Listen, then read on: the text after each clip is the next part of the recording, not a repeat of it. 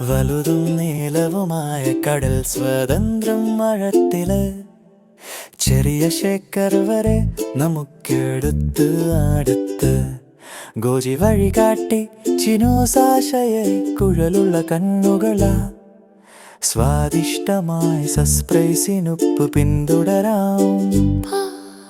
ആഴിയിലെ തിരമാലകൾ പൊളിച്ച് സ്വണ്ണിന്റെ കീഴിൽ കടൽ പറഞ്ഞ് എന്റെ ജോലി തുടങ്ങി. ഉപ്പ് വെള്ളം ശക്തവും സത്യമുള്ളതും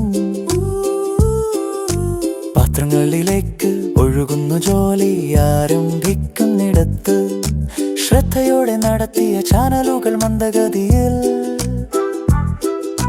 പ്രകൃതി മനുഷ്യരെ കാണുന്നു ഈല. കടലിൽ നിന്നു പാനിലേക്ക്, പാനിൽ നിന്നു ഭൂമിയിലേക്കു ഉപ്പ് പ്രകൃതി കൈക്കൊണ്ട് ആരംഭിക്കുന്നു. വലുതും നീലവുമായി കടല് നിന്നും ഈ ഉപ്പിന്റെ കഥ നിങ്ങളുമായി തുടങ്ങുന്നു. സൂര്യൻ തിളങ്ങുന്നു, കാറ്റുഹായ് പറയുന്നു, വെള്ളം മായുന്നു, സമയം കടന്നു പോകും. ചെറിയ മീണ്ടുകൾ വെളുത്തും വ്യക്തവുമായി ഉപ്പ് ക്രിസ്റ്റലുകൾ ക്ഷീണത്തോടെ പ്രത്യക്ഷപ്പെടുന്നു. ചിനു എവിടെ കാണുന്നു എന്നു ആകാംക്ഷയിൽ പ്രകൃതിദത്ത മാജിക്ക്. സൂര്യനും കാറ്റും പ്രശമിച്ചാലും എല്ലാം വെള്ളം വലിയ കണികകളാക്കി മാറ്റുന്നു.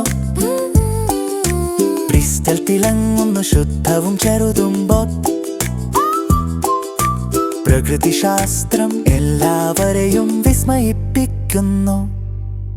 ഫാക്ടറിയിലേക്ക് ശുദ്ധവും തിളക്കമുള്ള ശുദ്ധവും ഉണക്കുകയും ഉപ്പ് ശരിയാക്കും ചെറുവെളുത്ത കണികകൾ ശുദ്ധവും നന്നും പരിപാലനത്തോടെ പായ്ക്ക് ചെയ്യുന്നു. വരി വരി ശേഖറുകൾ തയ്യാറായി പുറപ്പെടുന്നു. ജോലിയിൽ നിന്ന് വീടുകളിലേക്ക് സ്ലോ ആയി. കടലിൽ നിന്ന് ശേഖർ വരെ എന്തൊരു വഴി. നാം പ്രതിദിനം ഉപയോഗിക്കുന്നു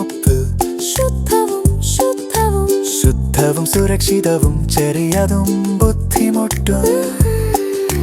പ്രകൃതിയുടെ സമ്മാനത്തിൽ നിന്ന് അടുക്കളയിലെ ഹൃദയത്തിലേക്ക് ചിനൂരു ചിക്കുന്നു. അയ്യോ വളരെ കടുത്തത്, വെള്ളത്തിനായി ഓടുന്നു ചിരിയോടെ. ഗോജി പറയുന്നു ഒരു ചെറിയ പിന്ന സ്നേഹിത, എല്ലാ യാത്രയ്ക്കും ഒരു രുചികരമായി അവസാനമുണ്ടാകും. ഇപ്പോൾ ശേഖർ ടേബിളിനു സമീപം നാം എല്ലാവരും ഈ ഉപ്പിന്റെ കഥ പിടിച്ചിരിക്കുന്നു.